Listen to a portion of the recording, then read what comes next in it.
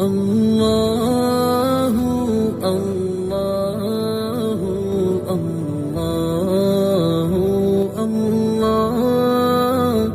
اللہ اللہ اللہ۔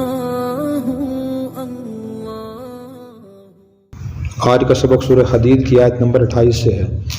اعوذ باللہ من الشیطان الرجیم، بسم اللہ الرحمن الرحیم۔ یا ایہا الذین آمنوا اتقوا اللہ وآمنوا برسولہ یؤتکم کفلین من رحمتہ ویجعل لکم نورا تمشون بہ ویغفر لکم واللہ غفور رحیم۔ لئلا یعلم اہل الکتاب الا یقدرون علی شیء من فضل اللہ وَأَنَّ الْفَضْلَ بِيَدِ اللَّهِ يُؤْتِيهِ مَن يَشَاءُ وَاللَّهُ ذُو الْفَضْلِ الْعَظِيمِ۔ یا ایھا الذین آمنوا، اے ایمان والو، اتقوا اللہ، اللہ سے ڈرو، وآمنوا، اور ایمان لاؤ، برسول ہی، اس کے رسول پر، یؤتکم، وہ تمہیں دے گا، کفلینی، دو حصے، من رحمت ہی، اپنی رحمت کے، ویجعل لکم، اور تمہیں عطا کرے گا، نوراً، روشنی، نور، تمشون بھی، تم چلو گے اس کی روشنی میں، وَيَغْفِرْ لَكُمْ، اور تمہارے گناہ معاف فرما دے گا، واللہ غفور الرحیم، اور اللہ تعالیٰ بہت زیادہ معاف فرمانے والے، سب پر مہربان ہے۔ اس آیت مبارکہ میں اللہ تعالیٰ نے اہل ایمان کو فرمایا کہ تم ایمان لاؤ، اللہ سے ڈرو، اور اس کے رسول پر ایمان لاؤ۔ تقوی کا حکم فرمایا، تو تقوی کا مطلب یہ ہے کہ آدمی گناہوں کو چھوڑ دے، دل میں اپنے خوف خدا پیدا کرے۔ خوف خدا پیدا کرنے کے دو تین طریقے ہیں۔ ایک طریقہ تو یہ ہے کہ آدمی قبر کے حالات کو پڑھے، جو احادیث میں تفصیل سے بیان کیے گئے ہیں، اور دوسرا طریقہ یہ ہے کہ آدمی جہنم کے حالات کو پڑھے، اور تیسرا طریقہ یہ ہے کہ اللہ تعالیٰ نے جو قومیں تباہ و برباد فرمائی ہیں، قرآن کریم میں اور احادیث میں ان کے تفصیل سے حالات آئے ہیں، آدمی ان کو پڑھے۔ اور نبی پاک صلی اللہ علیہ وسلم نے گناہوں کی سزائیں اور وعیدیں بیان فرمائی، آدمی ان کو پڑھے۔ ان کو پڑھنے سے پھر یہ حقیقت واضح ہوتی ہے کہ اللہ تعالیٰ جیسے معاف فرمانے والے ہیں، اللہ عذاب دینے والے بھی ہیں۔ اور حقیقت اس کی یہ ہے کہ اللہ تعالیٰ اس کو معاف کرتے ہیں جو سچی توبہ کر لیتا ہے۔ قرآن کریم میں خود اللہ نے یہ بات فرمائی، وَإِنِّي لَغَفَّارٌ لِمَن تَابَ وَآمَنَ وَعَمِلَ صَالِحًا ثُمَّ اهْتَدَىٰ، بے شک میں اس شخص کو بہت زیادہ معاف کرنے والا ہوں جو توبہ کرتا ہے اور نیک عمل کرتا ہے، ثم اهتدىٰ، پھر صحیح راستے پہ چلتا رہتا ہے۔ یہ بڑی اہم آیت ہے۔ پہلے میں نے کئی دفعہ عرض کیا ہے کہ اکثر مسلمان جو گناہوں میں مبتلا ہوتے ہیں، یہ فرائض کو ادا نہیں کرتے، جب انہیں تنبیہ کی جاتی ہے تو کہتے ہیں اللہ تعالیٰ بہت معاف کرنے والا ہے، اللہ بڑا غفور الرحیم ہے۔ تو حقیقت یہ ہے کہ اللہ اس کو معاف کرتے ہیں جو توبہ کر لیتا ہے۔ اور نبی پاک صلی اللہ علیہ وسلم نے غلطفہمی کا ازالہ فرمایا، آپ نے فرمایا کہ الکیس من دان نفسہ وعمل لما بعد الموت، عقل مند وہ ہے جو اپنی نگرانی کرتا رہے، دیکھتا رہے کہ میں اچھے کام کر رہا ہوں یا برے کام کر رہا ہوں، اور جو اعمال موت کے بعد کام ہیں ان کی تیاری کے مصروف رہے، وہ عقل مند ہے۔ والعاجز من اتبع نفسه هواها وتمنى على اللہ، تو فرمایا کہ بیوقوف وہ ہے جو خود کو اپنی خواہشات کے تابع کر دے، جو دل میں خیال آتا ہے انسان ویسے ہی کرتا ہے، ویسے ہی بولتا ہے، اور اللہ سے اچھی امیدیں رکھتا ہے۔ اب دیکھیں جس کا عمل برا ہے اور امید اللہ سے اچھی ہے، آپ صلی اللہ علیہ وسلم اس کو بیوقوف قرار دے رہے ہیں، عقل مند اسے قرار دے رہے ہیں جو نگرانی کرتا ہے اپنی، اور موت کے بعد جو اعمال کام آنے ان کی تیاری مصروف رہتا ہے، وہ عقل مند ہے۔ اس لیے ہمیں غلط فہمیاں اپنی ختم کرنے کی کوشش کرنی چاہیے، جو ناقص علم ہے وہ غلط فہمیاں پیدا کرتا ہے۔ اس لیے کہا جاتا ہے نیم حکیم خطرہ جان اور نیم ملا خطرہ ایمان۔ تو اللہ کی رحمت برحق ہے، لیکن اس کے بھی ایک مقام ہے، اس کے ایک تفصیل ہے اس کی کہ اللہ کی رحمت کا مطلب کیا ہے۔ میں اللہ سے ڈرو، دل میں ڈر خوف پیدا کرو، وآمنوا برسول، اور اس کے رسول پر ایمان لاؤ۔ بعض مفسرین نے فرمایا کہ یہ اللہ تعالیٰ نے فرمایا مسلمانوں کو، اور بعض نے فرمایا کہ اللہ تعالیٰ نے اہل کتاب کو فرمایا، یعنی یہود و نصارہ کو۔ اگر یہود و نصارہ کو فرمایا ہو، پھر اس کے بعد فرمایا یؤتکم کفلین من رحمتی، اللہ تعالیٰ تمہیں 2 اجر عطا فرمائے، اپنی رحمت کے 2 حصے عطا فرمائیں گے، اور تمہیں نور ایمان عطا فرمائیں گے، اور تم قیامت کے دن اس نور ایمان کی روشنی چلتے رہو گے، اللہ تمہارے گناہ معاف فرما دیں گے۔ اللہ تعالیٰ بہت زیادہ معاف فرمانے والے، سب پر مہربان ہے۔ جو دوسری تفسیر ہے اس کے مطابق اس میں ہمارے لیے سبق یہ ہے کہ جو مسلمان گناہ گار ہیں، کسی گناہ میں مبتلا ہیں، فرائض واجبات ادا نہیں کرتے، جو غیر مسلم ہیں، ہم انہیں ہر وقت وعیدیں نہ سنائیں بلکہ اللہ تعالیٰ کی سنت کے مطابق ان کو ہم فضیلت اور ثواب بھی سنائیں۔ اگر آپ ایمان لے آئیں گے، نیک اعمال کریں گے، تو اللہ تعالیٰ آپ کو اپنی رحمت کے 2 حصے عطا فرمائیں گے۔ نبی پاک صلی اللہ علیہ وسلم کا بھی یہ طریقہ تھا کہ آپ صلی اللہ علیہ وسلم ایسے لوگوں کو فضیلت اور ثواب سناتے تھے، فوائد بتاتے تھے۔ انسان کی فطرت ہے کہ انسان جس کام کے، جس چیز کے فوائد سنتا ہے، اس کو کرنے کے لیے آسانی سے تیار ہو جاتا ہے اور دل میں اس کا محبت پیدا ہو جاتی ہے۔ اس لیے فارسی میں کہا جاتا ہے از محبت تلخ شیریں شود، کہ محبت سے کڑوی چیزیں بھی انسان کو میٹھی لگتی ہیں۔ جیسے کوئی آدمی کسی کو کہے آپ یہاں سے 3 کلومیٹر دور جائیں، پھر میں کیوں جاؤں، ہم کہیں جی ویسے چلے جائیں، کبھی تیار نہیں ہوگا۔ اگر اسے کوئی فائدہ بتا دیا جائے کہ آپ وہاں جائیں گے تو آپ کو 5,000 مل جائیں گے، تو آدمی فوراً جانے کے لیے تیار ہو جائے گا۔ اسی طرح ہم دین کے فوائد بتائیں، اور جس طرح جب بتائیں گے پھر آدمی دل سے عمل کرنے کے لیے تیار ہوگا۔ نبی پاک صلی اللہ علیہ وسلم نے اس لیے ارشاد فرمایا، یہاں ہے نا کفلینی، اللہ اپنی رحمت کے 2 حصے عطا فرمائیں گے۔ آپ نے فرمایا کہ 3 قسم کے لوگ ایسے ہیں جن کو اللہ تعالیٰ ڈبل اجر عطا فرمائیں گے۔ نمبر 1 وہ شخص جو یہودی یا عیسائی تھا، اپنے نبی کی تعلیمات پر بھی ایمان لایا، پھر اس کے بعد مجھ پر یعنی حضور صلی اللہ علیہ وسلم پر بھی ایمان لایا، اس کو 2 ثواب ملیں گے۔ اس نے 2 شریعتوں پر عمل کیا، 2 کتابوں پر عمل کیا، اور 2 انبیاء پہ ایمان لے کر آیا۔ دیکھو آپ ان کو فضیلت بتا رہے ہیں، ترغیب دے رہے ہیں ان کو۔ اور دوسرا فرمایا کہ وہ شخص جو کسی کا ملازم ہو، غلام ہو، اپنے مالک کا بھی صحیح حق ادا کرے اور اللہ کا حق بھی صحیح ادا کرے۔ اگر غلام تو نہیں ہے، ملازم ہوتے ہیں پرائیویٹ سرکاری ملازم، تو اس میں اس کے لیے اجر ہے کہ جو شخص اپنی ڈیوٹی کے کام صحیح طریقے سے دیانتداری سے انجام دیتا ہے اور اللہ کے حقوق کی صحیح انجام دیتا ہے، اس کو اللہ تعالیٰ 2 اجر عطا فرمائیں گے۔ اس کو 2 ذمہ داریاں ہیں۔ بعض لوگ، ان لوگوں کے لیے بڑا سبق ہے جن کی ملازمت ذرا مشقت والی ہے، اور وہ بعض اوقات کہہ دیتے ہیں کہ جی ملازمت بھی عذاب ہی ہے، تو ان کے لیے اس میں سبق ہے کہ اس کو عذاب نہ سمجھیں، بلکہ دونوں کو صحیح طریقے سے کرنے کی کوشش کریں، اللہ تعالیٰ ڈبل اجر عطا فرمائیں گے۔ اور حضور نے اس لیے فرمایا کہ دونوں کے حقوق ادا کرنا ایسے بندے کے لیے بعض اوقات ذرا مشکل ہوتا ہے۔ بعض لوگ ملازمت ذرا مشکل ہوتی ہے، صبح نکلتے ہیں، پھر رات کو آتے ہیں۔ وہ ہمارے ایک ماسٹر صاحب دوست ہیں، وہ کہتے ہیں میں صبح جاتا ہوں اور میں مغرب کے بعد گھر آتا ہوں، پڑھاتے ہیں زور کے بعد بھی اسکول میں، تو مشکل کام ہے نا جی، گھر سے دور باہر رہنا، جانا پھر آنا، تو اس لیے لیکن اس پہ ثواب بھی ہے۔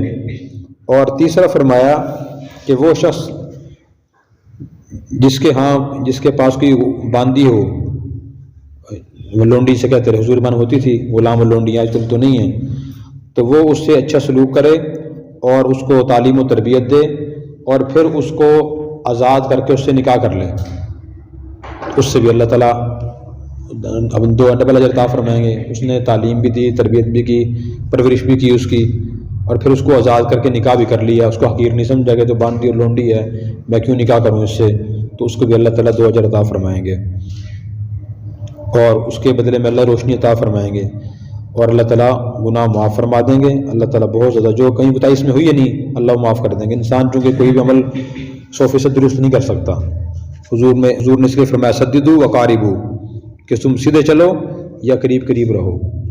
اور ایک اور آیت میں فرمایا فاتقوا اللہ مستطعتم، اللہ سے ڈرو اپنی استطاعت کے مطابق۔ تو 100% عمل آدمی کے لیے صحیح کرنا بہت مشکل ہے کہ 100% خلوص نیت سے آدمی عمل کرے، 100% شریعت کے مطابق کرے۔ کمی کوتاہی اس میں ہو جاتی ہے، جان بوجھ کے یا بھول چوک کے کمی کوتاہی ہو گئی تو اللہ تعالیٰ اس کو معاف فرما دیں گے۔ اور اللہ تعالیٰ بہت مہربان ہے، اللہ کی رحمت بھی لوگوں کو دکھانی چاہیے۔ لِأَلَّا يَعْلَمَ، یہاں لا زائدہ ہے، لا جو شروع والا لام ہے نا لی، اس کا لِأَن، اس کا معنی ہے تاکہ، لا زائدہ ہے، بعض اوقات لا زائدہ ہوتا ہے یعنی لکھا ہوا ہوتا ہے لفظوں میں، اس کا ترجمہ کوئی نہیں ہوتا، سائلنٹ کہتے ہیں جس سے، ہر زبان میں ایسے الفاظ ہوتے ہیں کہ وہ لکھے ہوئے ہوتے ہیں، پڑھے نہیں جاتے، ان کا ترجمہ کوئی نہیں ہوتا، حسن کلام کے لیے آتے ہیں وہ، تو تاکہ جان لیں اہل کتاب اللہ یقدرون، کہ وہ قدرت نہیں رکھتے کس چیز پر، من فضل اللہ، اللہ کے فضل میں سے، وَأَنَّ الْفَضْلَ بِيَدِ اللَّهِ يُؤْتِيهِ مَن يَشَاءُ، بے شک فضل اللہ کے قبضہ قدرت میں ہے، وہ عطا فرماتے ہیں جسے چاہتے ہیں، واللہ ذو الفضل العظیم، اور اللہ تعالیٰ بڑے فضل فرمانے والے ہیں۔ تو اللہ تعالیٰ نے فرمایا کہ اہل کتاب کو اس لیے ایمان کی دعوت دی جا رہی ہے تاکہ وہ حضور پر ایمان لائیں اور دیکھ لیں کہ انہیں کس چیز پر قدرت حاصل نہیں ہے۔ یہ بات اس لیے فرمائی کہ بہت سے یہودی اس لیے ایمان نہیں لے کر آئے کہ انہیں اس بات کا بڑا افسوس تھا کہ محمد صلی اللہ علیہ وسلم ہمارے شاخ میں سے کیوں نہیں آئے۔ ابراہیم علیہ السلام کے 2 بیٹے تھے، اسحاق علیہ السلام اور اسماعیل علیہ السلام۔ حضرت اسحاق علیہ السلام کے اولاد سے سارے بنی اسرائیل کے پیغمبر آئے ہیں، موسیٰ علیہ السلام، عیسیٰ علیہ السلام، یوشع بن نون وغیرہ سارے۔ تو انہیں یہ خیال تھا کہ جو ہماری جو شاخ ہے نا، یہ سلسلہ نسب، اسی میں سے آخر نبی آئیں گے۔ اس لیے وہ حضور صلی اللہ علیہ وسلم کی بشارتیں پہلے لوگوں کو سناتے تھے، بتاتے تھے کہ ہمارے نبی آخر نبی آنے والے ہیں اور ہم ان کی سربراہی میں اپنے مخالفین سے جہاد کریں گے، وہ تشریف لائیں، برکات ہمیں حاصل ہوں گی۔ لیکن جب حضور صلی اللہ علیہ وسلم تشریف لائے اسماعیل علیہ السلام کی اولاد میں سے، تو اس پہ انہیں بڑی ناگواری تھی کہ جی ہماری شاخ میں سے تو آئے نہیں، ہم کیسے ایمان لے کر آئیں۔ وہ زبان سے ہی باتیں کہتے تھے۔ تو اللہ تعالیٰ نے فرمایا کہ وہ جان لیں کہ فضل جو ہے وہ اللہ کے اختیار میں ہے۔ فضل کا معنی نبوت بھی ہوتا ہے قرآن کریم میں، اور اس کا معنی رزق بھی ہوتا ہے۔ تو یہاں اس سے مراد نبوت ہے کہ اللہ کے اختیار میں ہے، اللہ سے چاہیں جس کو چاہیں نبوت عطا فرما دیں، اور اللہ بڑے فضل فرمانے والے ہیں۔ اور اس میں سبق ہے ہمارے لیے بھی کہ ہم کسی کو حقیر نہ سمجھیں۔ اگر کسی خاندان تعصب میں مبتلا نہ ہوں، قومی تعصب میں، صوبائی تعصب میں، جی حسد بھی اس کی وجہ ہے، اسی وجہ سے وہ لوگ حسد بھی کرتے ہیں۔ قرآن کریم میں بھی ہے، ام یحسدون الناس علی ما آتاہم اللہ من فضل، کیا وہ لوگ یہودی حسد کرتے ہیں اس بات پہ کہ اللہ نے اپنے کچھ لوگوں کو فضل فرمایا، اپنا فضل ان کو عطا فرمایا، نبوت عطا فرمائی۔ تو خاندانی تعصب، قومی تعصب، صوبائی تعصب، ملکی تعصب، لسانی تعصب یہ بڑی بری چیز ہے۔ بلکہ علماء نے لکھا ہے کہ بت پرستی کے بعد قوم پرستی جو ہے نا سب سے بڑا بت ہے۔ اور تعصب کا مطلب یہ ہے کہ آدمی ناحق کسی کا تعاون کرے، کسی کا ساتھ دے، مثلاً اس وجہ سے ساتھ دے کہ جی جو آدمی میں لڑائی ہو رہی ہے ہماری قوم کا ہے یا خاندان کا آدمی ہے، صوبے کا ہے، زبان کا ہے تو غلطی پہ، لیکن کیا کروں، ہماری قوم کا جو ہے، صوبے کا جو ہے، میں نے تعاون کرنا ہی ہے اس کا۔ تو اس سے شریعت نے منع فرمایا کہ تعصب میں مبتلا نہ ہو جیسے یہودی مبتلا ہوئے۔ اور تعصب دیکھیں اتنی حسد اور تعصب اتنی بری چیز ہے کہ بعض اوقات انسان کو ایمان سے محروم کر دیتی ہے۔ آج بھی بہت سے لوگ اس وجہ سے کسی صاحب علم یا پرہیزگار انسان سے کچھ استفادہ نہیں کرتے، وہ سمجھتے ہیں فلاں قوم کا ہے تو یہ تو فلاں برادری کا ہے، اس لیے محروم ہو جاتے ہیں۔ اب نبی پاک صلی اللہ علیہ وسلم ہماری برادری کے آدمی تھے، ہماری برادری کے تو نہیں تھے، صحابہ کرام ہماری برادری کے نہیں تھے، ہماری قوم کے نہیں تھے، لیکن سب ہمارے نزدیک قابل احترام ہیں۔ جو اس کے بعد ائمہ گزرے ہیں، ائمہ محدثین ہیں، فقہاء ہیں، صوفیہ کرام ہیں، اب جن کتابیں ہم پڑھ کے یہاں تک کچھ عمل کر رہے ہیں، سیکھ رہے ہیں، سمجھ رہے ہیں، وہ ہماری برادری کے تو نہیں تھے، نہ خاندان کے تھے، نہ صوبے کے تھے، نہ ملک کے تھے، کوئی ماوراء النہر کے تھے، ایران کے، کوئی جیحون کے تھے، کوئی اسی دوسرے علاقوں کے تھے، ہمیں اکثر ان کی قومیں پتہ بھی نہیں ہیں۔ اور ان میں سے بلکہ بعض لوگ تو ان وہ پیشہ اختیار کیے ہوئے تھے جن کو لوگ حقیر سمجھتے ہیں۔ امام قدوری رحمۃ اللہ علیہ گزرے ہیں، احمد بن حسین ان کا نام تھا۔ تو جو ہمارے فقہائے حناف گزرے ہیں نا، امام حنیفہ، امام مالک، امام شافعی وغیرہ، تو ان کے بعد سب سے پہلے جو متن لکھا گیا نا فقہائے حناف کے بعد، یعنی جو مسائل کتاب لکھی گئی بڑی، جس میں متن ایک ہوتا ہے، متن ایک ہوتی ہے شرح، تو متن جو لکھا گیا وہ صحیح قدوری ہے، قدوری کتاب ہمارے درس نظامی کورس میں شامل ہے۔ اب ان کو کہتے تھے قدوری، امام قدوری کہتے تھے۔ قدوری کدھر سے ہے؟ کدھر کا معنی ہانڈی، ہانڈی کو کدھر کہتے ہیں، اس میں سالن پکایا جاتا ہے۔ اب وہ قدوری کیوں کہتے تھے؟ ان کو ایک وجہ ان کی یہ لکھی ہوئی ہے کہ امام قدوری رحمۃ اللہ علیہ خود ہانڈیاں بنا کے فروخت کرتے تھے، یعنی کمہار تھے، کمہار بھی تھے، اتنے بڑے عالم بھی تھے، اپنا ذریعہ آمدن بھی تھا ان کا، اور علم کا مشغلہ بھی تھا۔ اسی طرح کوئی خفاش گزرے ہیں، کوئی دباز گزرے ہیں، کوئی جو چمڑوں کو رنگتے تھے، کوئی کپڑوں کو رنگتے تھے، اور کوئی اسی طرح اور دوسرے کام کرتے تھے، کوئی ٹوپیاں بنتے تھے، امام بخاری رحمۃ اللہ ٹوپیاں بن کے اپنا گزارا کرتے تھے، دوسرے ائمہ جو گزرے ہیں وہ بھی اس طرح کوئی کام کرتے تھے۔ تو اس لیے اگر آدمی تعصب میں مبتلا ہوگا تو وہ اس فضل سے اور دین سے محروم ہو جائے گا۔ تو فضل سارا اللہ کے اختیار میں ہے۔ اسی طرح اس وقت اس کے اندر ہے، اگر کسی گھرانے کو اللہ تعالیٰ نے صلاحیت عطا فرمائی ہے علم کے لحاظ سے، عمل کے لحاظ سے، دولت کے لحاظ سے، تو بھی گھمنڈ میں مبتلا نہ ہو۔ یہ چیز چلتی پھرتی رہتی ہے، اکثر 3 نسلوں کے بعد ایک خاندان میں دولت رہتی نہیں ہے۔ یہ میں نے وہ پڑھا تھا سروے کہ 3 خاندانوں تک دولت رہتی ہے۔ آپ اب بھی دیکھ لیں آپ کہ ایک خاندان مالدار تھا، دوسرے خاندان تک وہ دولت آئی ہے، تیسرے تک مشکل سے آئی ہے، پھر تیسری نسل گزری ہے نا، ساتھ دولت بھی چلی گئی ہے۔ اور یہی اس کی مثال ہے تقویٰ، طہارت اور دینداری کی، کہ بہت کم ایسا ہوتا ہے کہ صدیوں تک ایک خاندان میں تقویٰ طہارت چلتا رہے، ورنہ تبدیلی آتی رہتی ہے کہ ایک آدمی کے والد بہت بڑے عالم متقی پرہیزگار تھے، اگے اولاد ایسی نہ بنی کہ اولاد تھی پوتے ایسے نہ بنے، اور پوتے تھے پڑ پوتے ایسے نہ بنے۔ تو ایسا ہوتا رہتا ہے، آدمی اس میں فخر میں مبتلا نہ ہو بلکہ اللہ تعالیٰ کا شکر ادا کرے۔ اور اللہ تعالیٰ نے قرآن کریم میں خود فرمایا ان تتولوا یستبدل قوما غیرکم، اگر تم دین سے منہ پھیرو گے تو اللہ تعالیٰ تمہاری جگہ دوسرے لوگ لے آئے گا، ثم لا یکونوا امثالکم، تم جیسے لوگ نہیں ہوں گے۔ جس کو اللہ تعالیٰ توفیق عطا فرمائے تو اس پہ انسان اللہ کا شکر ادا کرے کہ مرنے میں مبتلا نہ ہو۔ اور اگر آپ نے ابھی تک ہمارا چینل سبسکرائب نہیں کیا تو فوراً سبسکرائب کیجئے، ساتھ ہی بیل آئیکن پر کلک کریں تاکہ مزید آنے والی ویڈیو ہے وہ آپ کو وقت پر ملتی رہیں۔ اللہ